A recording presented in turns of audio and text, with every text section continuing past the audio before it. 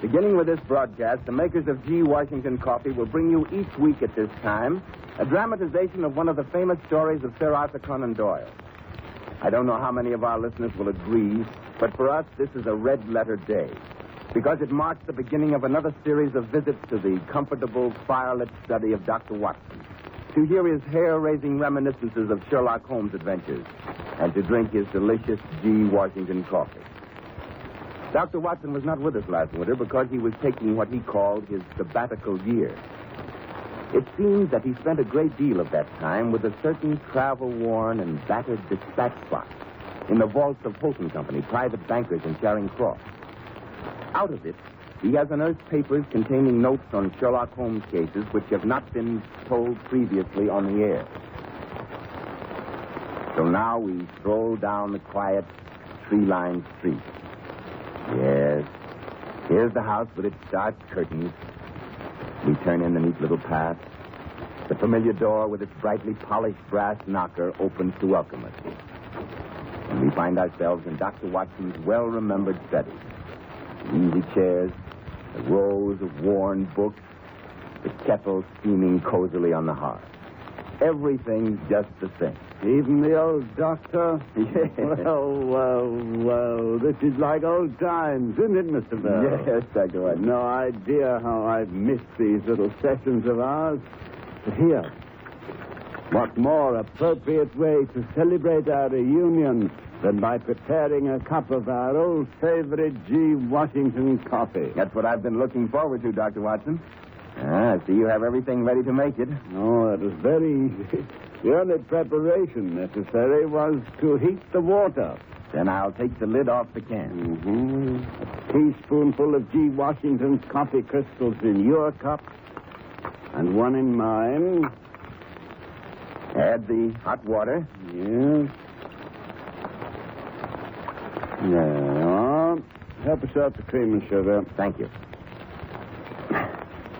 My, that's good. You're a perfect host, Dr. Watson. No. You're pulling my leg. Being a good host with G. Washington's coffee, Mr. Bell's no trouble at all. It only takes a minute, and it's as easy to make as a slice of toast. Or as easy to use as granulated sugar. How's that for freshness and convenience? Well, I'd say, like Sherlock Holmes, it couldn't be beat. Oh, no. Another hint, Mr. Bell. Well, yes, we'd better get on with our story, I suppose. What adventure are we to start off with tonight, Dr. Watson? How'd it be if I tell you how Sherlock Holmes solved the case of the Hebraic breastplate? Hebraic breastplate? Yes, it was quite a famous museum piece. Some authorities went so far as to say it had been worn originally by King Solomon himself. At any rate, it was supposed to have a curse attached to it. To my own personal knowledge, it caused the death of 2 men and nearly robbed an eminent scholar of his good name. Well, that sounds sufficiently ominous for anyone, Dr. Watson. It was, Mr. Bell, it was. Why, even now, when I recall that night in the dark, deserted halls of the Belmore Street Museum, with the moonlight sliding slowly from one of those incredible mummy cases to the other. But there I go, anticipating myself as usual. Well, anticipation or no, you're starting chills running up and down my spine. Have I, indeed? Inconsiderate of me, wasn't it? Well, plenty of time for that later on. In any event, the whole thing started one foggy afternoon in March of the year 1894. You know the sort of day we have in London at that season? A yellowish fog blew in cold, dank waves down Baker Street. It was no day for venturing abroad, and yet that was just what I was planning to do. As I entered the sitting room of our lodgings in search of my top hat, I found the place in even wilder disorder than usual. In the midst of this chaos sat Holmes, his long tapering fingers and his hawk-like nose intent on a singularly unsavory mess of chemical abracadabra. Retorts seized and boiled. The weird blue flame of a Bunsen burner was reflected in his eyes.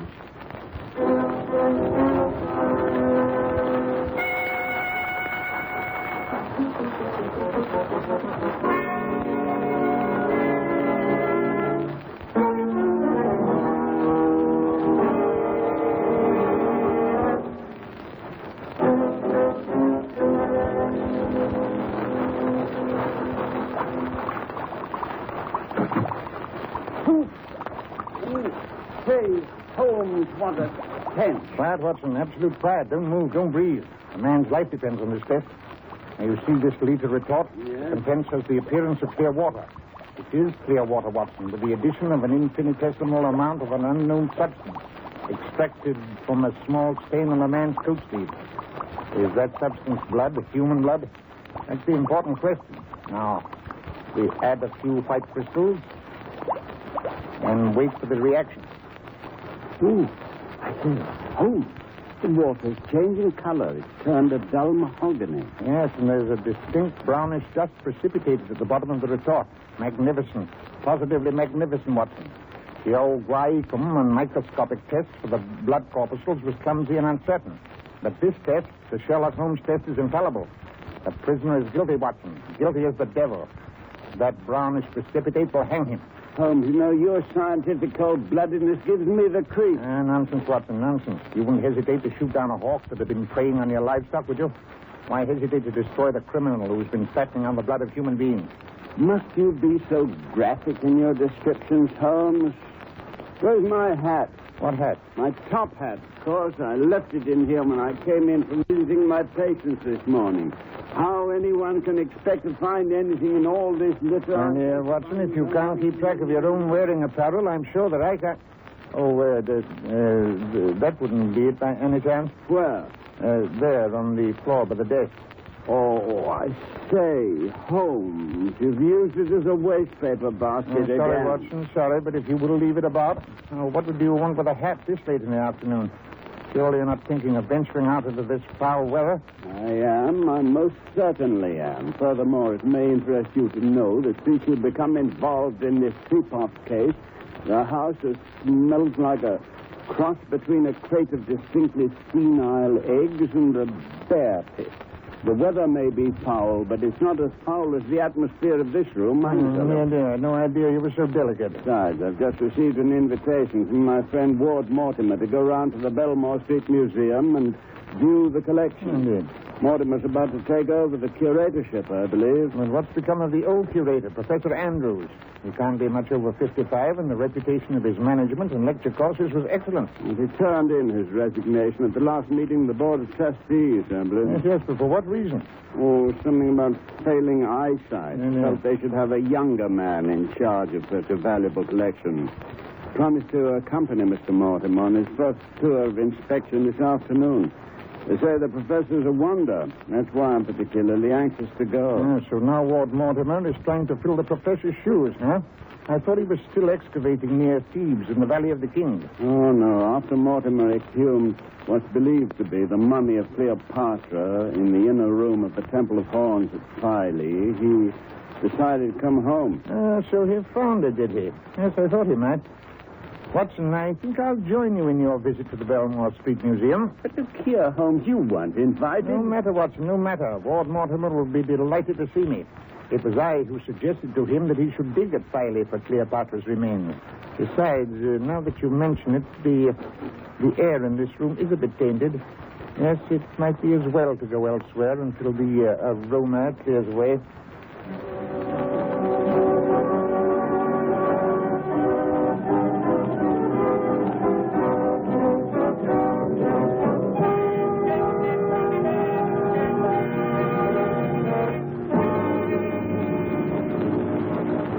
Well, Mr. Holmes, this is an unexpected pleasure. I'm delighted to see you again, Mr. Mortimer. So you found the lady where I told you to look for her, huh? You mean Cleopatra? Yes. Indeed, I did. But how in the world you knew she was there is beyond me. No, I keep telling him he's lucky he wasn't born a few centuries back. He'd have been burned for witchcraft. Nonsense, Watson, nonsense. The whole matter was extremely simple. Merely the correct interpretation of an old papyrus that has never been correctly translated before. So that's beside the point. I believe we're here to see the treasures of the museum. Of course. I'm a very neglectful host, I'm afraid. I don't believe you met Professor Andrews. Mr. Holmes, Dr. Watson. How do you do, gentlemen? This is a great privilege, Professor Andrews. You're very kind, gentlemen. And this is my valued assistant, Captain Wilson, whom Mr. Mortimer has been trying to persuade to stay on.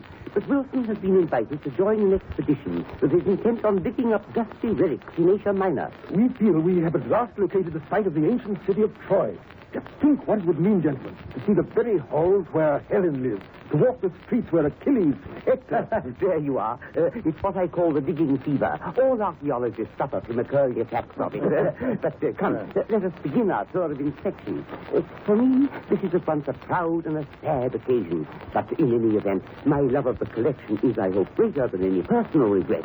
This museum needs the supervision and protection of a man in full possession of all his faculties. Oh, no, Professor. My failing sight. However, enough of that. There are 15 rooms in this museum, gentlemen, all given over to the treasures of the Orient.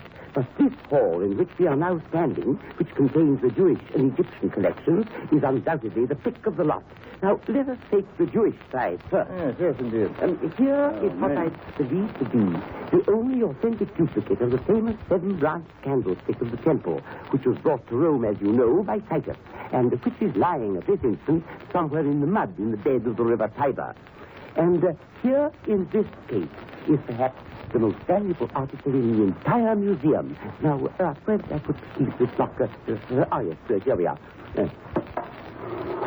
I say, it is a beauty, whatever it is. 12 enormous stones, all different colors, like paint in a paint box, and set in gold. And each stone has some funny-looking scratches on its surface. Those are ancient Hebrew hieroglyphics, Dr. Watson. This is the Urim and Thummim. The Urim and what in? Urim and Thummim was the name given to the jewel plate which lay on the breast of the high priest of the Jews, which fact you would remember, Watson, if you'd paid better attention in your Sunday school days. Oh, really, Holmes? Mr. Holmes is correct, gentlemen. The jewel breastplate of the high priest was held in a special reverence by the ancient Hebrews, somewhat as the Sibylline books were regarded in the capital of Rome. This particular Urim and Thummim is the most magnificent in existence. In fact, I believe I'm correct in saying that it belonged originally to Solomon himself. At any rate, those hieroglyphics are supposed to be the curse of Solomon. Curse of Solomon? How sinister. Yes, this breastplate is supposed to bring death to anyone who lays irreverent hands upon it. That is why no one but Captain Wilson and myself have been allowed to handle it. I see. In other words, something has occurred which leads you to believe the curse is still in effect. Well, I'm not what you would call a superstitious man myself. And yet, within a week of the time when that cat first came to this museum, the night watchman was found dead one morning with the breastplate in his hand. You mean he'd attempted to steal it? Probably. Jewels as magnificent as these are bound to be a great temptation. However, I must say that since the first calamity became known, it has been left entirely unmolested. Yes, the stones are remarkably large. May I see them more closely, please? Please, you must pardon me, Mr. Holmes, if I seem too cautious, but I would rather you didn't touch them. You see, I would like to bring my curatorship to a close without any further accident. Oh, yes, it's quite understandable, I'm sure. I only wish to determine their classification. Oh, I can tell you that. Counting from the top left-hand corner, the stones are carnelian, peridot, emerald, ruby, lapis lazuli, onyx, sapphire, agate, amethyst, topaz, beryl, and jasper. Captain Wilson, who is a practical authority upon precious stones, will tell you that these are remarkably pure. Oh, quite. And the gold work is also worthy of attention. If you'll observe closely the tiny pattern. Pardon the suggestion, but you'll find a finer example of the Jewish gold work in the candlestick in the next case. Quite so, Wilson, quite so. And we can all handle that quite freely. Come, gentlemen. Wilson, you will return this breastplate to its case, if you please. Certainly, Professor Henry. And make sure the case is locked. Oh, absolutely. Here's the key. Thank you. And now, gentlemen, let's inspect this gold candlestick. One moment, Professor. This mummy case, this is a recent acquisition, I take it. Yes, certainly, but how did you know? Oh, there is a tiny particle of Excelsior packing still on the floor. So there is, dear me. I'm afraid the cleaning woman is getting careless again. How about this mummy case? Surely it is of Egyptian origin, and yet you placed it here among the Judean relics. Very nice point, Mr. Holmes. The mummy case is undoubtedly of Egyptian manufacture, and yet it was unearthed in the remains of Solomon's temple, probably the last resting place of some high priest who admired the Egyptian culture. These various Oriental civilizations often overlap. Yes, but does the case still contain the mummy? Oh, yes, indeed. Interesting coincidence, isn't it? The high priest returns to watch over the Urim and Thummim, which he wore some thousands of years ago. destiny is a curious force, gentlemen. No one can gainsay it. Oh, my God. Oh, what's that? Good heavens. Listen, what's wrong? Watson, quickly. Good heavens, he's having some Quick, someone, get a doctor, Too late, Professor Andrews. I'm afraid the poor chap's dead. Dead? That's impossible. Not entirely, Professor. The poor chap has something held tightly in his right hand. Now, let's find out what it is. It's extraordinary, rigorous setting already. Yes, I can hardly extract the thing without breaking the fingers. Yes, just as I thought. It's the Jewish breastplate. For the love of heaven, give it to me before something happens to you. Oh, calm yourself, Professor. The curse has spent itself, at least for the time being. That breastplate. I wish I'd never laid eyes on the accursed thing. Poor Wilson. What a horrible end to my term of office. Professor Andrews, Wilson's death, if I am not greatly mistaken, is not an end to anything. It's just the beginning.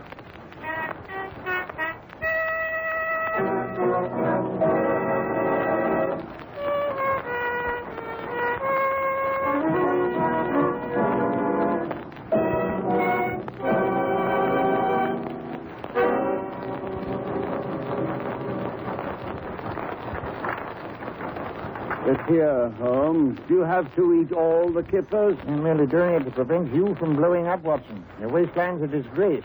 Here, pour me out another cup of coffee. There's a good chap. Spoiled, that's what you are. Utterly and irrevocably spoiled.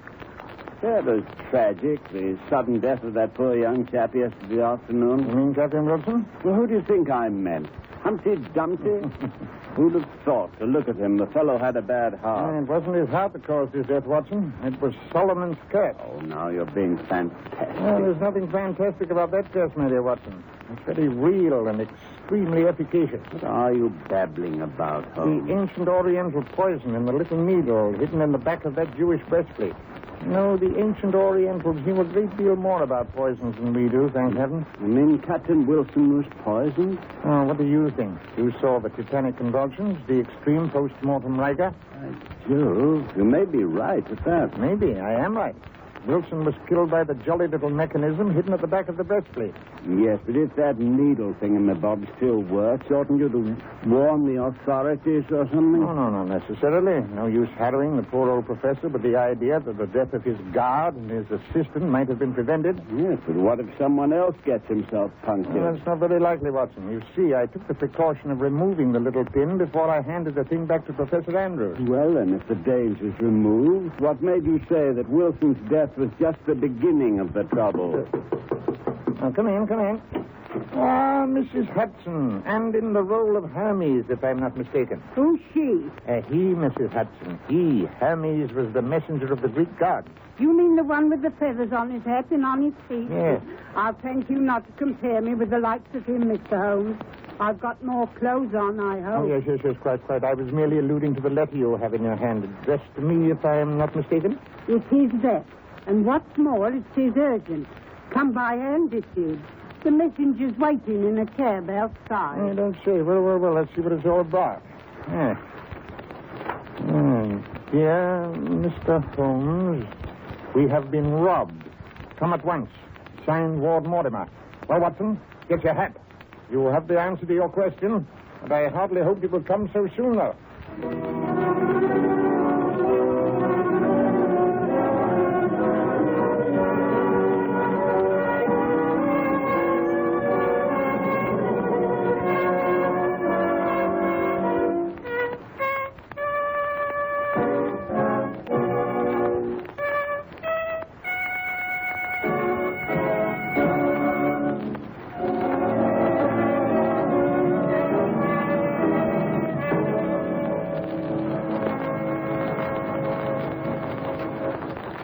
As you can see, Mr. Holmes, the breastplate has been tampered with. Someone must have done it during the night. The settings of the first 6 stones are rough and jagged, as if someone had scraped around them. Looks to me as if someone had been trying to take out the stones, Holmes? My fear is that he not only tried, but succeeded, Dr. Watson. And these 6 stones are imitations. You may put aside your fears on that score, Mr. Mortimer. I'll stake my reputation that all 6 of these stones is genuine. Thank heaven for that. And what in the world does the thief want? Well, perhaps if we consult Professor Andrews in the matter, we might... I tried to get in touch with him, but it seems that he left for Scotland last night. Pity. Did the watchman hear anything in the night?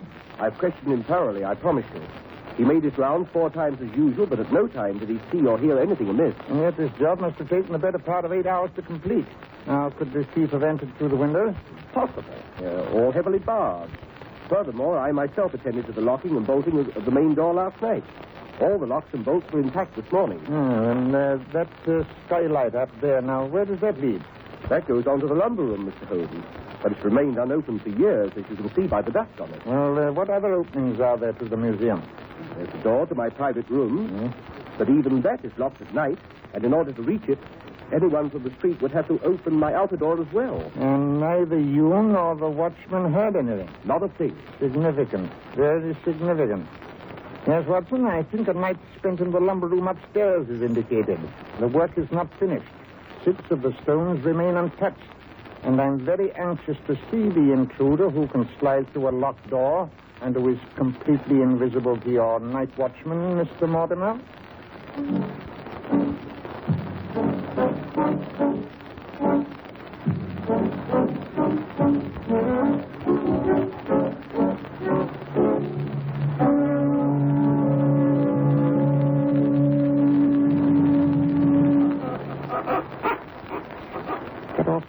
Watson, it creaks like a rusty hinge. Found it. It's as dark as the inside of my pocket up here. Oh, I've stumbled over something. Yes, that, if I'm not mistaken, is the skylight we've discovered. Yes, sir. Yes, I can feel the glass. It's so covered with dust, you can't see a thing. But let me wipe it off. Stop. Leave it alone. We don't want to be visible to anyone from below. But how in... I'll clear off a peephole for you and one for myself. Now, if you lie down on the floor and put your eye to that... But in my best trousers, the case is filthy. Yes, well, here's some sacking I brought along. Oh, all right. But I must say, confound that dust. What? You sound like a 21-gun salute. Do you want to frighten the thief? But I didn't do it on purpose. The moonlight shining in through the window down there is extremely bright, thank heavens. Weird everything looks in that light. That mummy case seems almost alive. See, Holmes, what's that curious evil glow directly below us? Like many colored eyes. Those are the gems in the Jewish breastplate. But only 6 of them seem to be on fire. Yes, for the very good reason that only 6 of them are real. But you said... Never mind what I said. Keep your eye on that breastplate. It's 11 o'clock, Holmes. Yes, we won't be able to wait much longer. Holmes, the head on that money case. Look, it's moving. Good Lord, so it is. The lid is sliding back. The mummy case is opening up. Holmes, there's a hand in the opening. A white, thin hand of a mummy. What if it's the high priest? Oh, Holmes, let's get out of here. I Don't move, Watson. Don't breathe. It's not a mummy. It's a man. A small, thin man. He's stealing out the mummy case like a fox out of his burrow. Turns his head quickly from left to right. I can't see the face. Holmes. He's slinking to the case. The case that contains the breastplate. He raises the lid. Oh, his face is in the moonlight. Good Lord, it's Professor Andrews. He says you confounded. He's trying to get away. Wait the glass, Watson. We must stop through and catch him. There, hold him out, Watson. Oh, no, you don't. I've got you. Hold him up. Light the gas. I'm coming. Have you got him? Yes, light the gas. Don't let him go, Watson. No fear. Good Lord. It's Professor Andrews. Of course, I knew it from the first. Still on the thief. Oh, no, you're wrong, Mortimer. Professor Andrews is not the thief. The thief is dead. Thank you, Mr. Holmes. Really, my conduct is entirely reprehensible. I realize that I am not a thief. In fact, I didn't realize the jewels had been stolen until I found them in Captain Wilson's effects after his death. Yes, I knew they were false when I saw them yesterday afternoon, Professor. I didn't want to spoil your last day in office. Oh, that was very kind of you, Mr. Holmes. When Wilson stole them, I don't know. You see, my eyesight has been failing for some time, and although I used to be a very good judge of precious stones, But, Holmes, you told me yourself this morning that those jewels were real. Only the first 6, my dear Mortimer. Only the first 6. Professor Andrews replaced those last night. Unfortunately, his handiwork was not as neat as Wilson's had been. Due probably to his failing eyesight, and you were able to detect it. Yes, but Professor Andrews, when you found the jewels, why didn't you inform the police? What good would that have done? It would have discredited my whole regime. And that in the name of Captain Wilson. No, surely he's paid the punishment of his crime. Furthermore, I owed it to him. After all, I knew of that poisoned needle. I thought the mechanism that controlled it wouldn't work. It is true, but I should have had it removed. Don't blame yourself too severely, Professor. The cause of Wilson's death goes further back than any of us remember. Back to the curse of Solomon. After all, he had laid profane hands upon the breastplate of the high priest, and the wrath of the god of Judea is not to be taken lightly.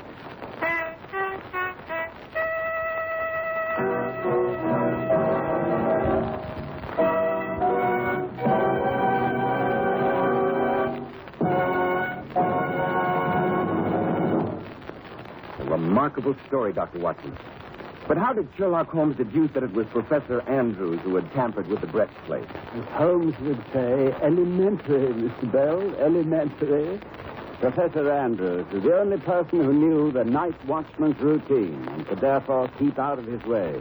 Besides, Holmes figured that Professor Andrews had probably retained his key to the curator's door and could therefore slip in and out of the museum at will.